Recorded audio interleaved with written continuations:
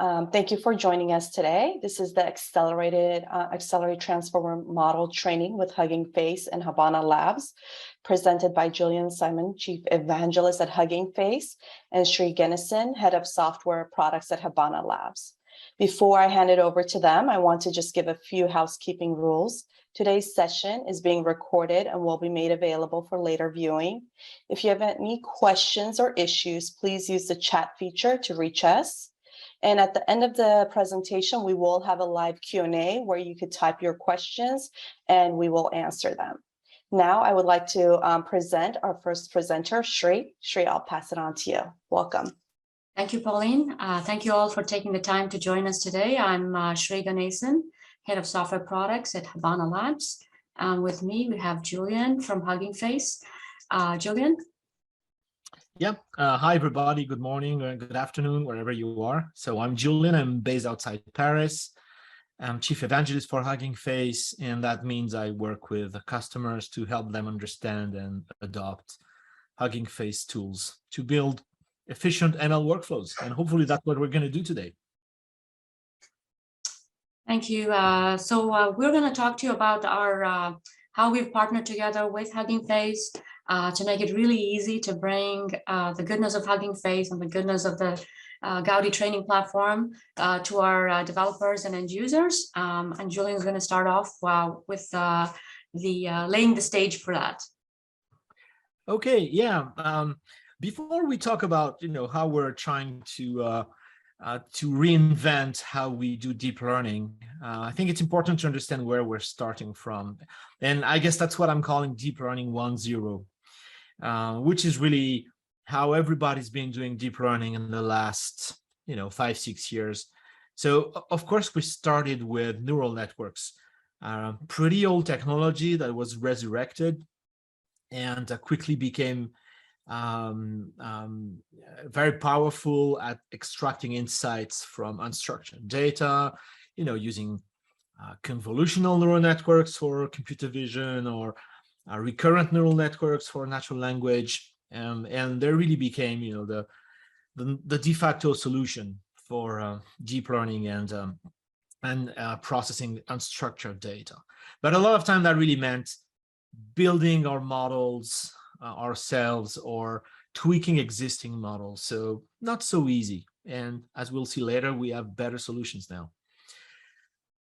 The next step was usually to collect and clean and curate a lot of data, because as we know, deep learning is very data hungry. And that's a very complex and time-consuming task, extracting data, cleaning it, labeling it, because most of the use cases were supervised learning anyway. And there was really a huge amount of time and effort spent on building those data sets. And nothing could really start in your project until you had done that.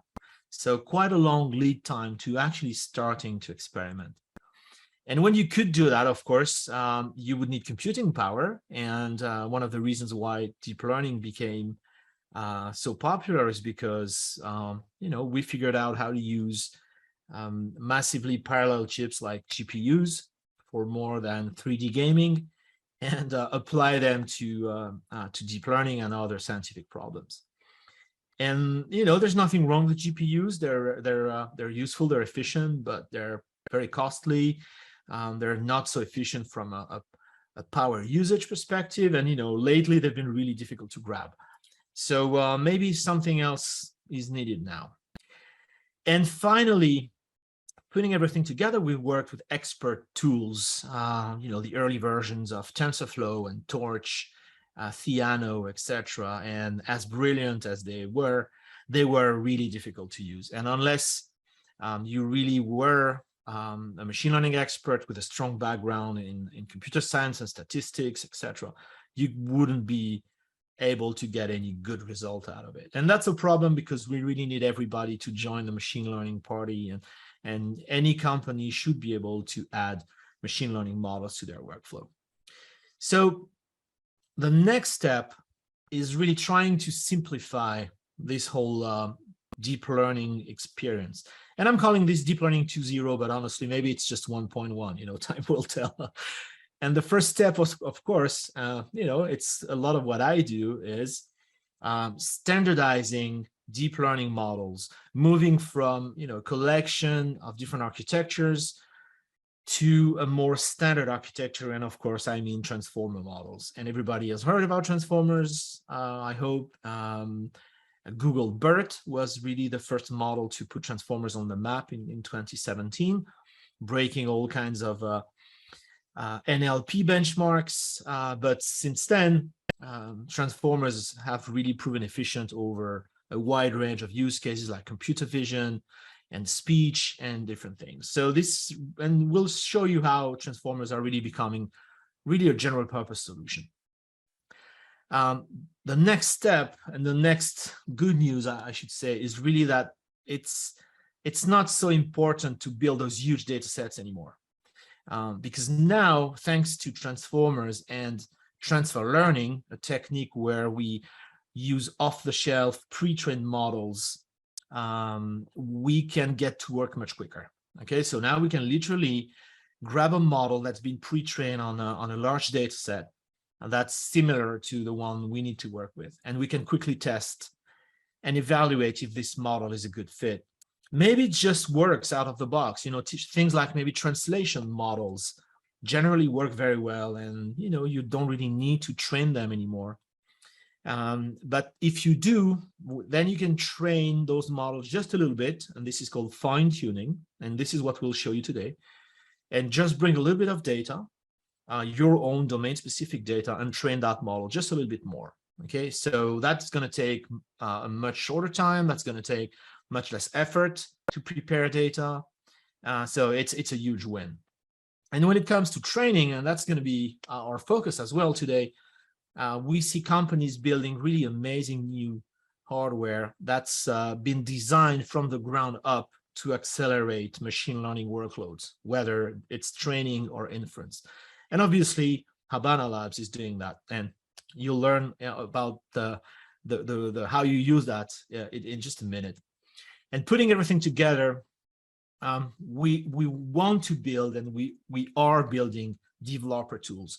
So tools that simplify the whole experience, that abstract away a lot of the complexity, and that allow literally any developer out there to work with models, fine-tune those models, and deploy them without having to understand all the nitty-gritty details. And this is really important because we want to democratize machine learning and, again, make it available to as many people as we can. So looking at transformers, transformers is actually, when it comes to Hugging Face, is the name of our most popular library. It's an open source library. You can find it on GitHub, and it's amazingly popular. And it's actually one of the fastest growing open source projects out there. You can see on the left, that graph shows you the number of GitHub stars, which is a good measure of popularity for different projects. And Hugging Face is the yellow line on the left with the steepest slope, showing that when we compare ourselves to other super nice projects, we are growing faster, including Kubernetes and Node.js, which is really crazy when you think about it. And so we're really humbled by this amazing adoption in the community, but we're also very happy to see that the industry is picking up. It's not just ML enthusiasts and researchers, it's really also everybody else. And we've been called out in a number of industry reports in the last few months.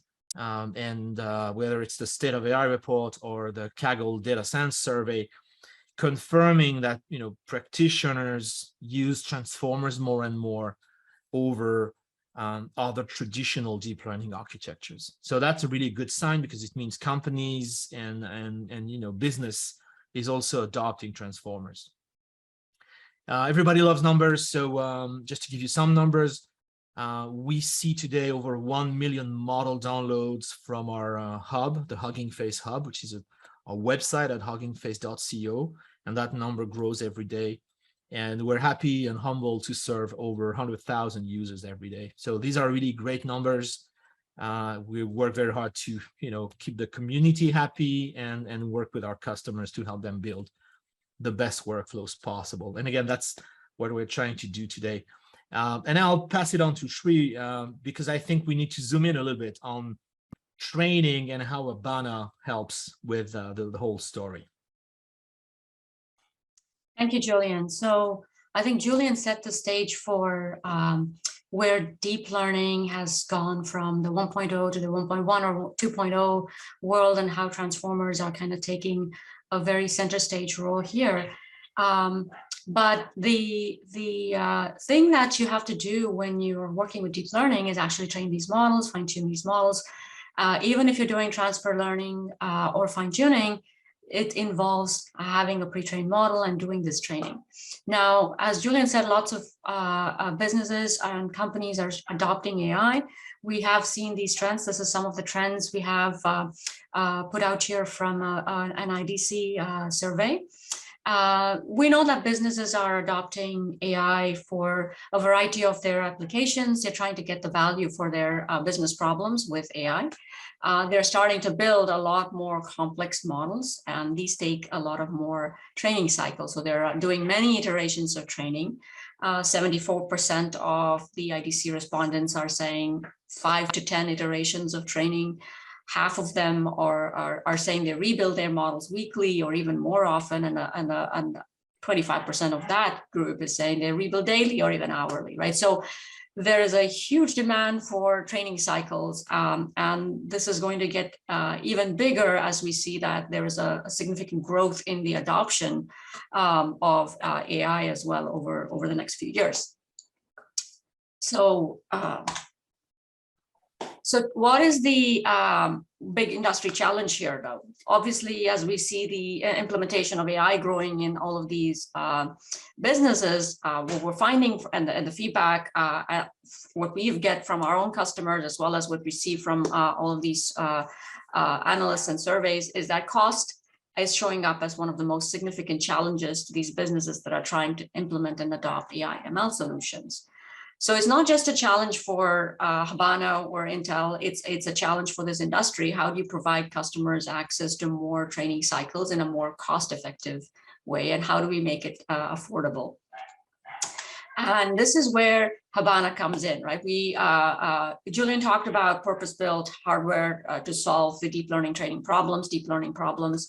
And Habana is one of those companies that has built a purpose-built AI training and AI inference processor. I want to talk about our training processor here today, where we have Gaudi family. It was designed from the ground up to optimize AI training efficiency.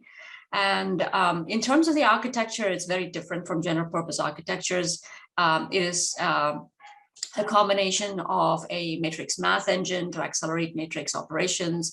It's got a cluster of tensor processing cores, which are purpose-built for neural networks. So they accelerate the nonlinear and element-wise operations in your neural network topology.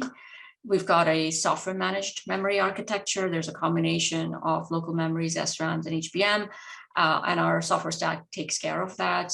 This Gaudi first generation has 32 gigabytes of HBM, very similar to what you would see in a V100 GPU. The other very unique thing that we've done with Gaudi is we've integrated 10 ports of 100 gigabit Ethernet RoCE on chip.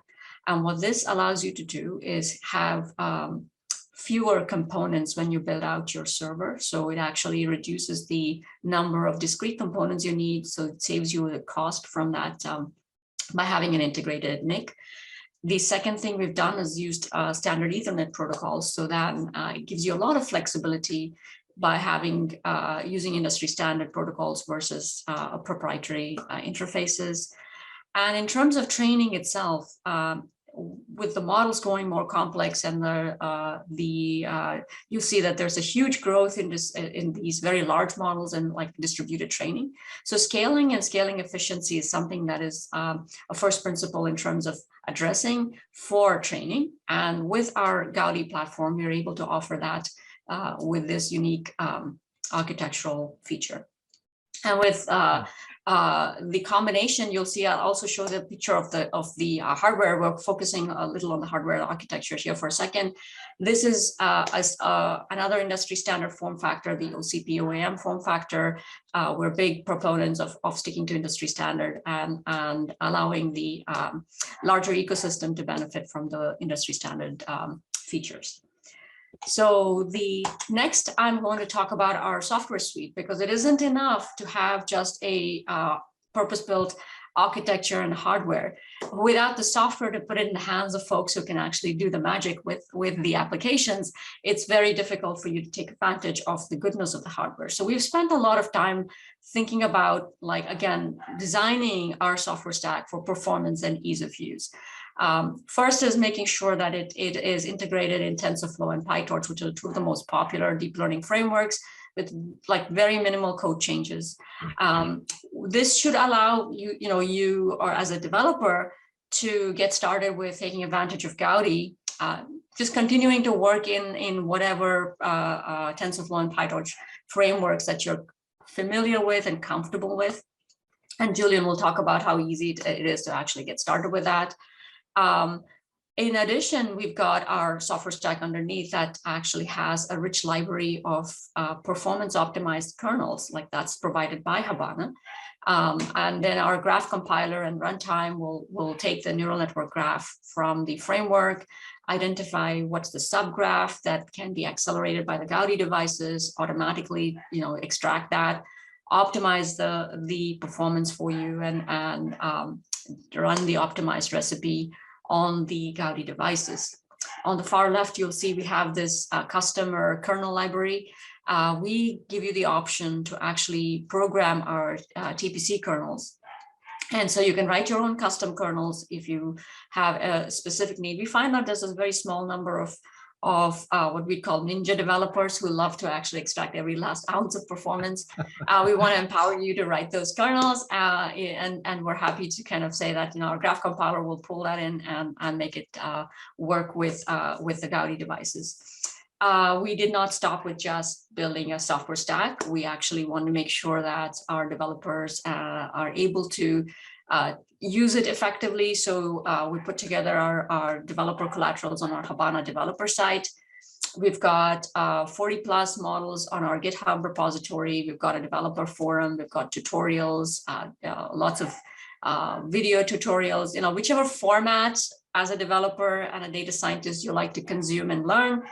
We're trying to put our content in that format so that it's easy and you have reference examples, and that kind of lowering the barrier to entry is one of the most critical things that we need to do. And we empathize with our developers and we want to make that happen. And part of our partnership is also around lowering that barrier, right, Julian? Yeah, and well, if you're a ninja developer who can write custom kernels for Habana, I have to say I'm in awe. I'm not one of those. I'm a simple person, and Habana, the Habana accelerator and the SDK is super efficient. It's super rich. But what about people like me who just want to quickly get the job done, and they don't want to get, or they simply cannot get into the hardcore details? So that's really what we focused on. And when we worked with Habana to integrate the Habana Gaudi chip and the Synapse SDK into the transformer tools, we thought, okay, we need to do this in the simplest way. So let's see where that fits. What you see here is really what I call the family picture, for Hugging Face. So starting on the right, obviously we have the data sets and the models that are hosted on the Hugging Face hub. 6K plus data sets, 60K plus models, and that number changes every day. Models for natural language processing, computer vision, audio, speech, etc., etc. So you will show you how you can download those in literally one line of code using our open source libraries. And once you put those two together, obviously you could train anywhere. But when it comes to accelerating and using Habana, you want to work with the Optimum library, which is what we'll talk about in a minute. And in a nutshell, Optimum is a library for hardware acceleration that has a super simple API that's extremely close to the vanilla transformers API. And so you can accelerate your jobs and train your models much faster than before. Then you could move that model to Spaces. Spaces is a really cool way for you to build web applications using frameworks like Gradio or Streamlit. And in just a few lines of code, you can showcase your model in a user-friendly way for business stakeholders and customers and generally non-technical people who would not understand what you're doing in a Jupyter notebook and would much prefer to see the model in action in a proper web application that we host on Hugging Face. And then obviously you could deploy your models for production. So we have an inference API solution that we host. But again, you could use the Optimum library, which also includes hardware acceleration for inference. And I have to say, we did and we are still doing a lot of interesting work with Intel on inference acceleration as well. To complete the family picture, we have cloud partnerships where we were integrated as a first-party framework in Amazon SageMaker. So we have built-in containers to train and deploy models on SageMaker using all the SageMaker goodies. And we also have the Hugging Face endpoints on Azure, where starting from the Azure Marketplace, you can quickly deploy any NLP model from the hub to manage infrastructure on Azure in just a couple of clicks. So these are really good options for cloud users. So that's the picture. Now let's zoom in on Optimum. So as I've said, Optimum is an open source library that's dedicated to accelerating training and inference. Oops. There we go. Dedicated to accelerating training and inference. And what I really like about it is it's minimal changes to the code, right? I mean, there are lots of options to accelerate models, but I'm sorry to say a lot of them are a little bit awkward and too complex, or you just need to dive too much into the model and start hacking it. There's no such thing here, as you'll see in a minute. And of course, we have support for Habana Gaudi using either a single accelerator or multiple accelerator. And we'll show you some good numbers. Shri mentioned scaling is important. And so we're going to make that point in a second. So if you're interested in the background story and some of the setup to quickly test Habana Gaudi, I would refer you to this blog post that we wrote a few months back. It has all the details that you need. When I say it's simple and minimal changes, this is what I mean, right? So on the top code snippet here, you see vanilla transformers, okay? And using the trainer API, which is our high-level API, you define some training arguments, hyperparameters, etc. And then you add those arguments to a trainer object with the model you want to train and the data set, etc. And you call train, okay? And that's a very generic training example that's going to work with pretty much anything out there. Okay, so chances are that's what your code looks like, and the example we're going to run in a minute looks exactly like this. Now, if I want to move from training on whatever platform I'm using to training with Habana, this is what I need to do, and I'll prove it when I show you the difference between those two training scripts in a minute. So I need to import the Optimum Habana library, and I only need to replace trainer with Gaudi trainer and training arguments with Gaudi training arguments, as you can see in the second code snippet. And the only extra thing is I need to load a config for the model I'm going to train, and this includes parameters for model-specific parameters for the training process to work. And that's about it. And it's really those, let's call them 3 lines of code that you need to change. And you can migrate your code from, CPU, GPU training to Habana training. Okay. And there's nothing else than that. So, Shri, let's go to the demo, right? Again, absolutely.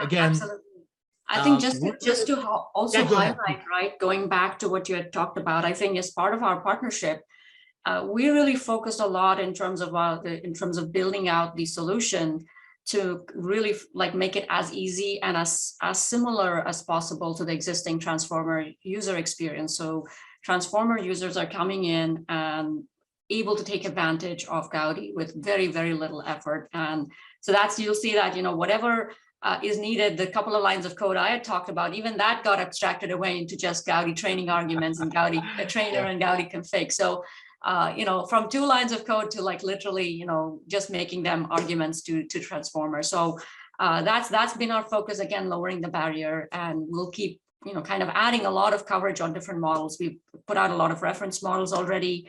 We're going to keep adding a lot more. So, you know, those who come into the Hugging Face Hub and look at what Habana offers, you'll get a lot of reference examples right out of the box. Absolutely. So just a little bit of context. So the code I'm running here is on GitLab. I used a URL shortener because it's a crazy repo name, but don't, you know, trust me, this is going to GitLab and not to any evil place. And I'm actually using an instance on AWS because those Habana accelerators are available on DL1 instances on AWS. We won't go through the setup, which is really, you know, exactly what you think, you know, fire up an instance, pick an AMI, blah, blah, blah. And again, all the steps are in that blog post that you see here, okay? So we'll, in the interest of time, we'll just skip that part. So let's, here's the blog post, okay? And you can see you have screenshots and everything. So trust me, you're gonna get to the end of it. No worries at all. So I'm on the, let me maybe zoom in a little bit. Okay. So now I'm logged into that DL1 instance. And the first thing I want to do, and you want to do, is you need to pull. There are different ways to use those instances, but the simplest way that I've found is really to use the containers that Habana Labs has built for us. Okay. So you just go and pull that Docker container, and this one includes, of course, all the Habana SDK, all the drivers, and PyTorch 1.11. So I've already done that, okay? And then we can run the container, and I've got a container running here, okay? It's all ready to go. And, you know, the first thing we want to do is, of course, we want to take a look at those fancy chips. And so you can use that HL-SMI command that shows you that indeed you do have 8 of those Habana Gaudi chips on the instance, you know, ready to go. Okay. Of course, they're doing nothing for now, but they will soon be busy. So let's go and enter the my repository here. And the use case we're going to work on, and that's why this thing is called Amazon Shoes, which is a funny name.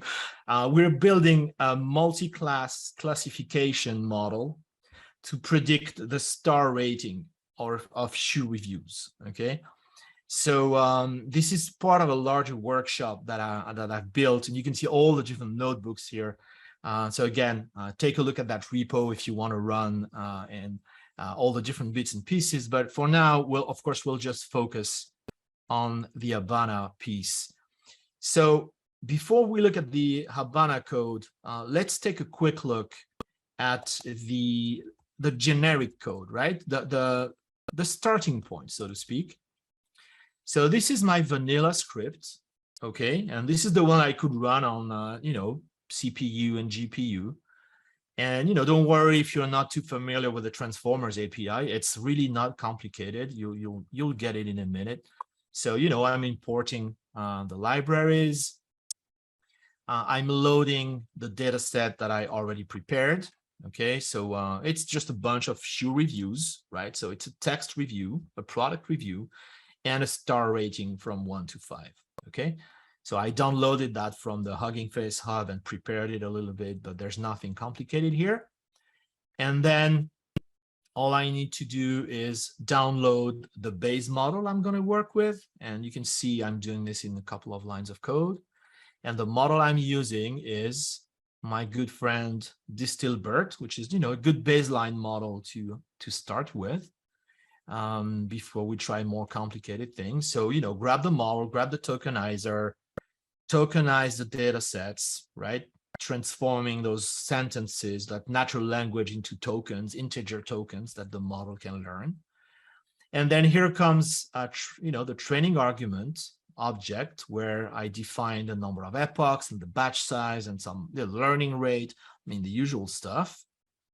And then we find the trainer object that puts everything together, the model we want to train, the arguments, the tokenizer, the metrics function to compute accuracy during training, and of course the training set and the validation set. And then we call train, and off it goes. Okay, so this is really Transformers 101. It's, you know, it's what we do every day for for a living when we work with transformers. So that's what I started from. You can actually, like I said, you can run that code in a notebook on another compute platform, and that's okay. But if you want to move to Habana, right, what do you need to change? Well, we saw that in a previous slide. So just to make that point, okay, before we run the code, I want to show you that there is nothing more than what we said to, you know, migrating this. Okay, so the first script is the one you just saw. The second script is really the Habana script we're going to run. Okay, and we see that, you know, yeah, we replaced those objects, those transformers objects, with their Gaudi counterparts. Okay, we pointed at an Habana configuration for Distilbert based uncased, which is on the Hugging Face hub. We'll see that in a second. And then we're replacing training arguments with Gaudi training arguments, and then we're replacing trainer with Gaudi trainer. And there's nothing else. And I can promise you, you should never really trust an evangelist. But I can absolutely promise you that this is really what I did on my first try. Okay, when I first started working with Optimum Habana, I took that vanilla script and I just, you know, read documentation for a second, replaced those objects, and it worked on the first try. You know, and you know, take my word for it. It's that simple. Okay, and I wish I could say the same about other tools and platforms I work with, but this was a very smooth experience, even for a guy like me who doesn't really know what he's doing when he's messing with hardware acceleration. So here's the code that we have now. Okay, and well, we can take a look at it, but it's really, you know, it's really the same thing. Okay, now we have the Gaudi objects. We have the config file from the hub. Okay, you can go and take a look at the Habana organization on the Hugging Face hub, and you'll see config files for the model that we jointly support. And, you know, there's more coming, as Sri mentioned. And if we look at the Distilbert based uncased, well, we'll see, of course, the config file that has, you know, the particular model specific configuration to apply to, you know, optimize the model. Okay, so that's about it. So now the only thing that's left is just say, hey, why don't we run this thing? Okay, and here I'm going to run it as it's, you just saw that, right? It's a single node run. So it's going to grab one of those Habana Gaudi chips, and it's going to compile, if that's the right word, Sri, apologies if it's not. It's going to optimize the model for that chip, and it's going to start training. And of course, it all does that automatically, right? You saw the code. I'm just using my trainer-like API and nothing more, okay? And off it goes. Okay, and we can see, okay, this will take 29 minutes on one chip. Obviously, we are not going to wait for 28 minutes. So let me just interrupt that. But I want to make the point that this is all it takes to run, okay? And now you could say, well, wait a second, you told us we have 8 of those chips, right? And indeed we do. So how do we get those 8 chips to work? Okay. And, you know, that was one of my questions. And, you know, anyone here who's worked with distributed training knows how tricky this can be, right? Now, of course, we have nice frameworks to set everything up, but there's always a bit of code to change, right? You need to replace an object with the distributed blah, blah, blah version of it, and you need to mess. And I was a little nervous, I have to say. And then my, my colleagues told me, no, you don't need to change anything. And honestly, I didn't quite buy it until I run this command. Okay, and there's this Gaudi spawn script, which is part of the Optimum Habana repo. And all you have to do is give it your existing script, right? You can see that's the same script, no change at all. And say, hey, now I want to train on 8 Habana Gaudi chips. And you run this, okay? And it's gonna fire up that job and distribute it automatically on the 8 accelerators available in this instance. And this is going to take a couple of minutes. So why don't we let's give it a second to start. Yeah, it should be very short. It should be 4 or 5 minutes max. And Shri, maybe you could explain, the magic happening here. How do you make it so simple to distribute that code to those different chips? I honestly want to know. Yeah, so part of the work is done inside the model itself. We've integrated it with a PyTorch GDP. This is a PyTorch Distilbert example. It's fairly simple to kind of get set up. And basically, when we work with the Hugging Face team, we enable the distributed training to happen through that Gaudi spawn script, so that it's very easy for you to just kickstart and get going with it. If you were using a TensorFlow model, we have it integrated with Horovod or the TensorFlow API for distributed training. So our goal, like I said, has been to take advantage of whatever is available in the frameworks and then make it very simple to just turn on distributed training. Of course, when there's more configuration you'd have to do if you're distributed across multiple instances. There's a configuration you'd have to do on the AWS side to set up a cluster and get that going. Yes, so we could. But once you do that, right? Yeah, we could do multi-instance, of course. Exactly. But the distribution across that, it's actually very similar. You don't have to do, after you set it up, you can run it on any number of Gaudi devices. So it's very straightforward. Okay, so we can see it's going to take a couple of minutes. So of course we want to know how well this is scaling, right?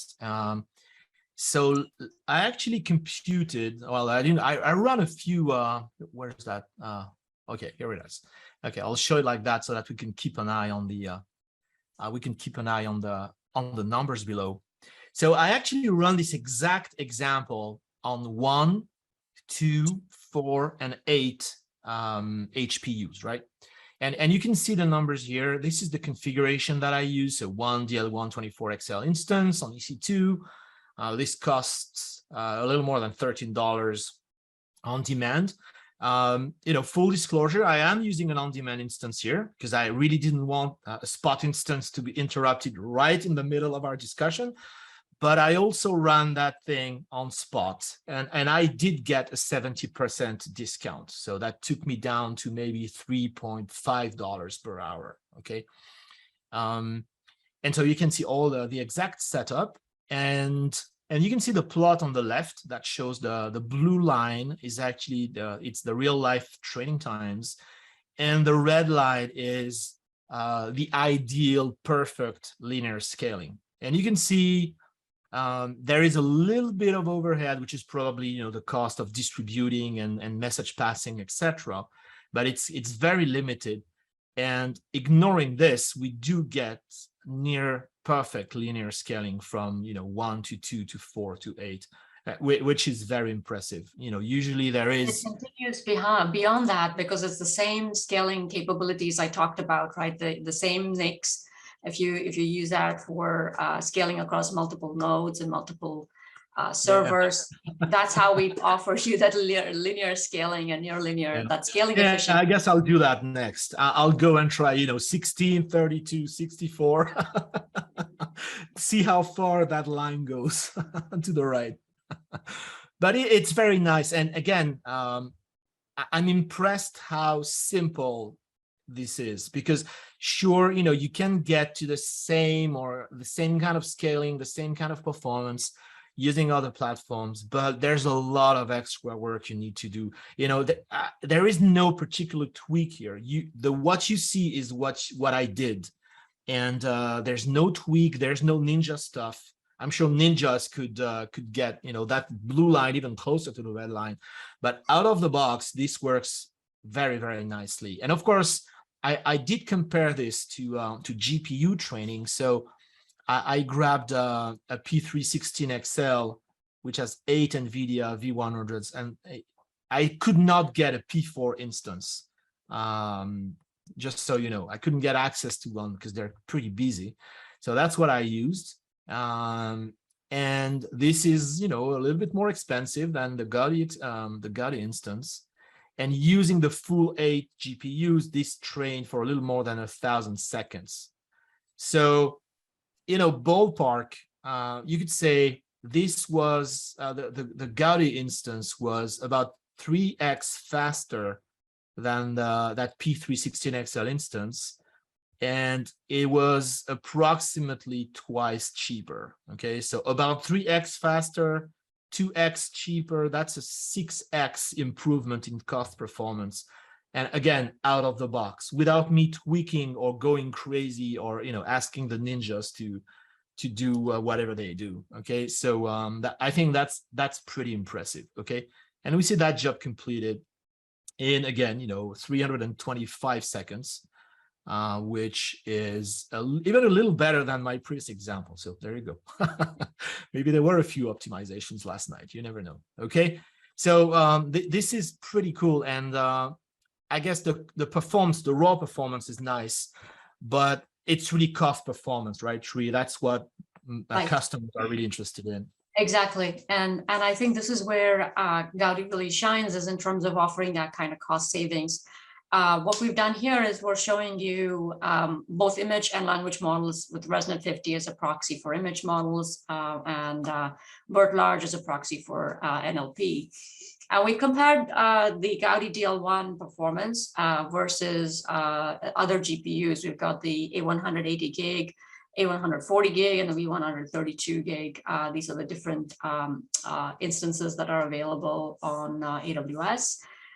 We've used the on-demand pricing for the P3 and P4D instances and the DL1 instance to compute the actual cost for training ResNet 50 and BERT. So you'll notice that the cost savings of running ResNet 50 on the vision side, the chart on the left, we get 45% to 49% versus A100, up to 77% versus a V100.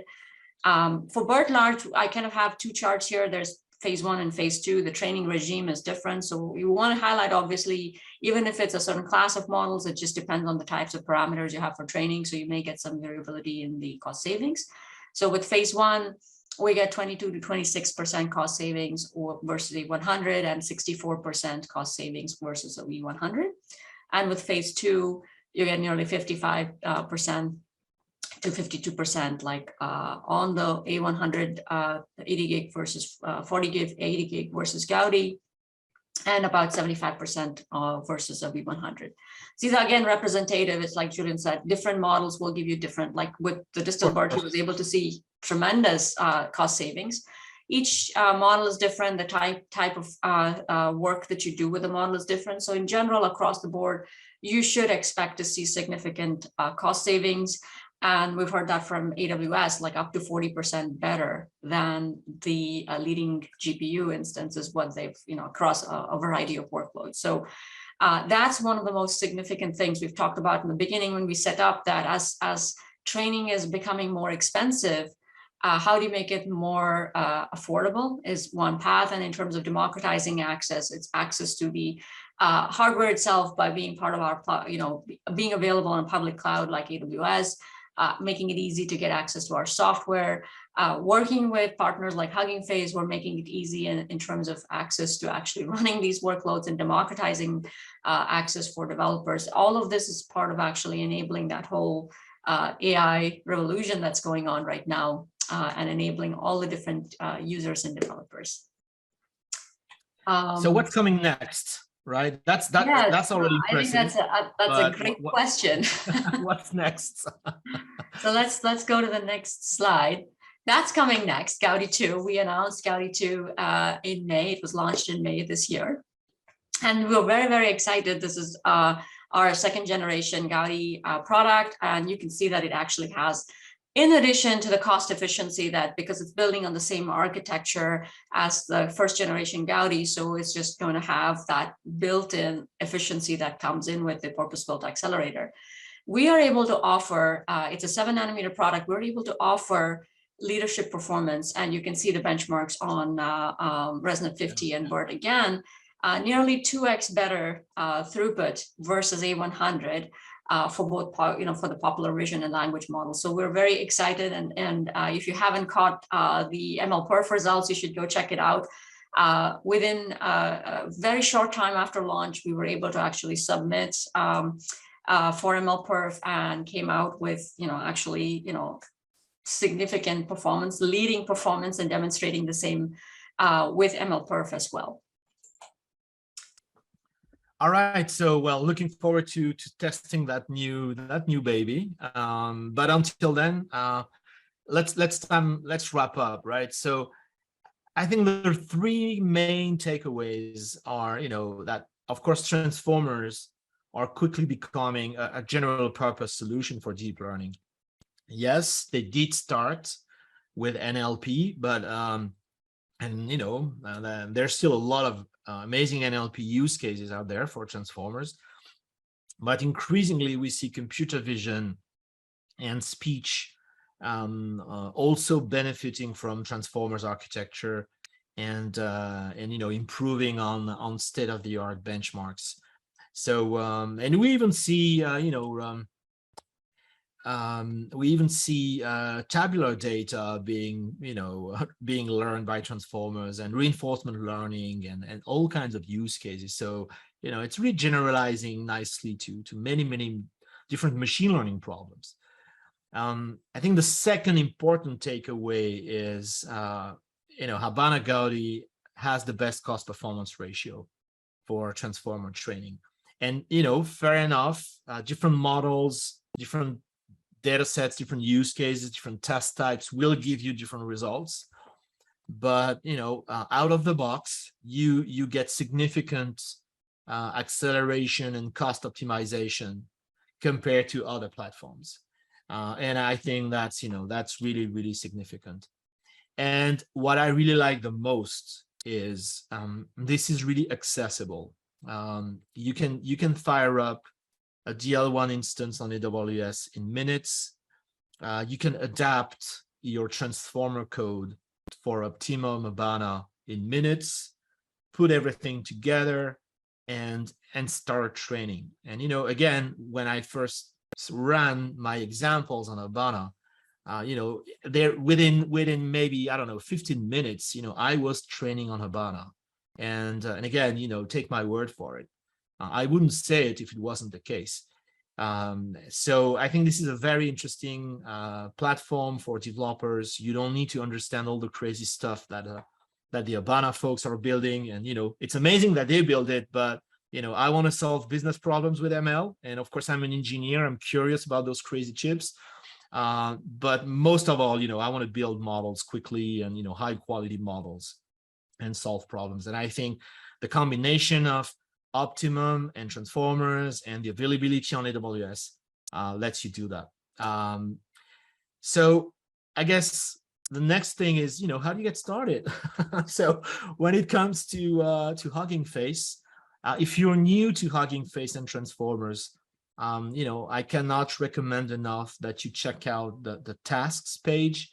My developer relations colleague, I've built an amazing set of videos and tutorials that explain the different problems that you can solve with transformers. Again, NLP, computer vision, and audio. And then you can follow the Hugging Face course, which is really targeted at developers. If you're a machine learning expert, that's fine. You will learn stuff as well. But if you're if you're a developer and if you're intimidated by deep learning and transformers, this is a really friendly place to start, and you'll be running code in no time. And it has a ton of examples.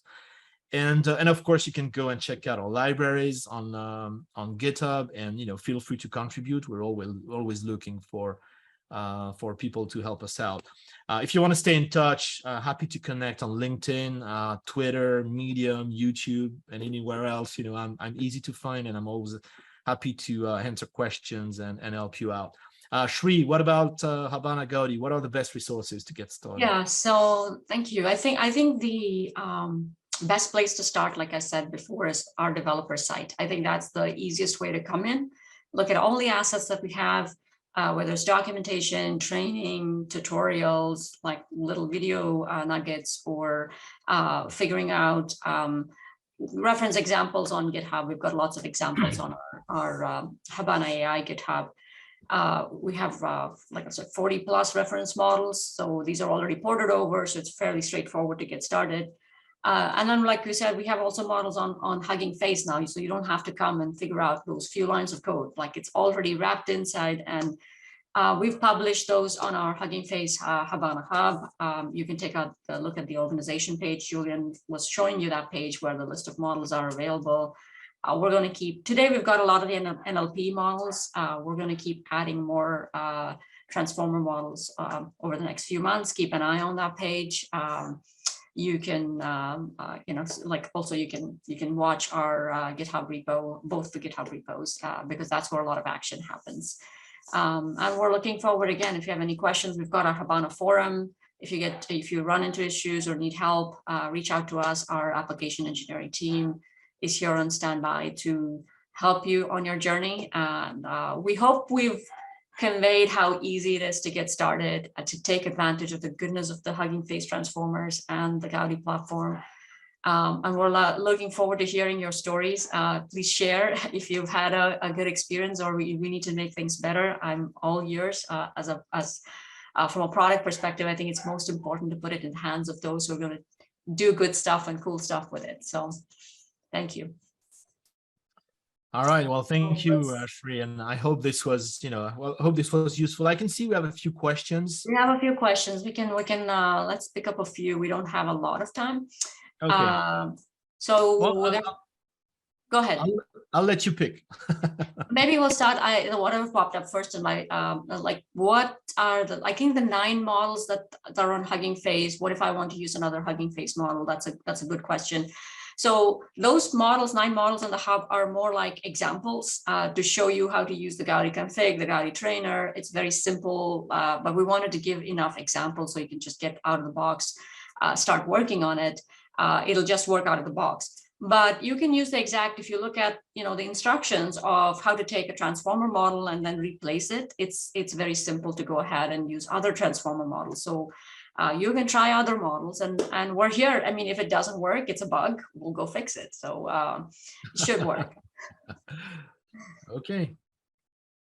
I guess we have time for a few more questions. Yeah, go ahead. Just pick the ones. The next one is kind of related. What happens to models which are not there on the Habana organization page? I just answered that question. The instructions are there, and in terms of how to make the changes to the transformer existing. Well, you should learn how to work with the transformer library first. Once you know how to work with the Hugging Face transformer library, then you get into like the couple of lines of turning on the Habana Optimum library. Yes. Right. So, and it's very easy. It's not at all difficult. Of course, we're actively developing Optimum Habana, and so more features are coming, more models will be published to the model page. Some really cool ones. We're not going to give names now, but I think it's safe to say by the end of the year there will be some really exciting models available there. Maybe we'll get a chance to talk about those in future presentations. So yeah, it's still very new, but you can expect lots more coming your way. Let's see, the other one is around FP8.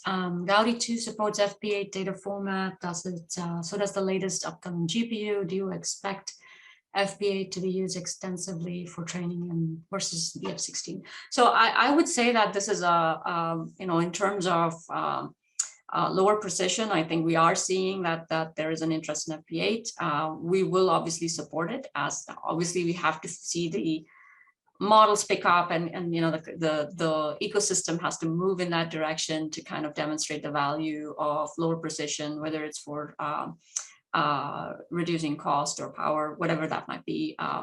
And there's an accuracy trade-off that's with any other kind of lower precision. So I'm not here to predict a trend. We're seeing that the GPU supports it, how Gaudi supports it. We'll have to see how models get built for FP8, and then we'll work with the developer community as things evolve in this space.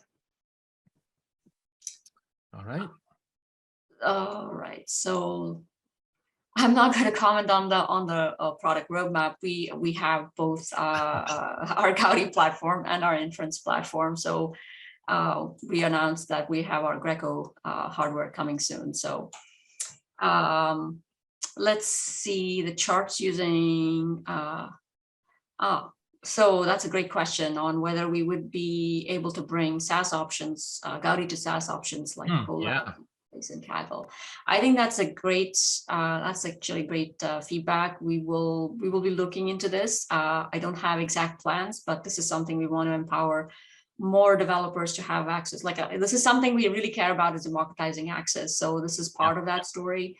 We will be looking into how. Yeah, and you know, I guess my personal opinion is, you know, probably 8 Gaudi chips are probably overkill for enthusiasts or, you know, with small projects.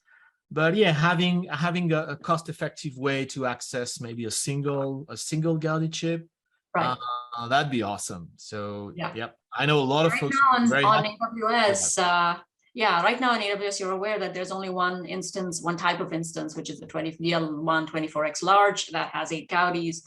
But you know, that doesn't mean that that's the end of the story. So you know, we will, like I said, look into options to enable other paths for these enthusiasts here. We're almost out of time. I'll let Pauline determine if you want to take one more question or. Yeah, I think maybe do one more and then we'll end it at that. Okay. Let's see. Yeah, so I think that, you know, there's a question from Brian, lots of questions from Brian. XGBoost so the question on the multiple cards, I think it's a slightly, yes is the answer, but if you can post that on our forum, we'll give you a more, we'll explain how that can be done, Brian. On the XGBoost or, you know, basically Gaudi is a deep learning training accelerator. We're heavily focused on deep learning and not machine learning. So we're not looking at, for machine learning and machine learning acceleration, we're not focusing on that space where our focus is like very, you know, clearly on deep learning. And that's we don't have plans to support XGBoost here. So with that, I'll hand it back to you, Pauline. Answer 2 questions instead of 1. All right. So I want to thank our presenters. Thank you so much for your time. This was very informative. And I also want to thank our participants. Thank you for giving us your time. This will be, as we said, it's recorded. It'll be available on our website, and I'll send an email with a link later this week. And additionally, as Shri mentioned, if we didn't answer your questions, please go to our developer side and go to the developer forum and ask any questions, and we'll get back to you with that. Thank you so much, and have a wonderful rest of your day.